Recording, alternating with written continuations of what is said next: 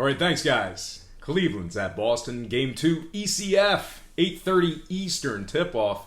The Celtics are the 1-point favorites in this one with the total at 203.5. Currently, Boston's laying $110 on the money line.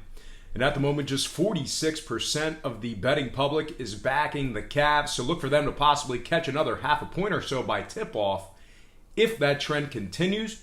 And before we get into those trends, let's just go ahead and take a quick look at the early line movement in this one. And we've had a little bit of it. We're seeing a good amount of movement in the early going here. And as a matter of fact, we saw ourselves a good old-fashioned flip of the lines in this one.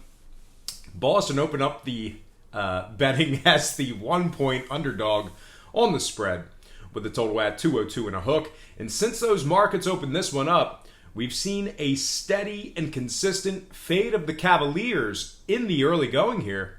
And when it comes to the total, we saw that line get driven upward a whole point. This one opened 202.5, now 203.5. Now, your money line odds didn't change much. This one is pretty much an even money game to pick a winner. A little bit of juice you're going to have to pay. You're probably looking at $1.10 lay if you're leaning on either side. And obviously, 54% of the public bettors like the Celtics, so look for those books to possibly tack on another half a point or so by tip-off if that trend continues. And speaking of the trends, let's dive into them. Let's get into them. It looks like they're heavily favoring these Boston Celtics, who's up 1-0, 1-0 in the series, and they're 3-1 ATS in their head-to-head matchups with Cleveland. This Boston squad has also done an excellent job covering against winning ball clubs, posting a remarkable record of 29-9 ATS versus teams over 500.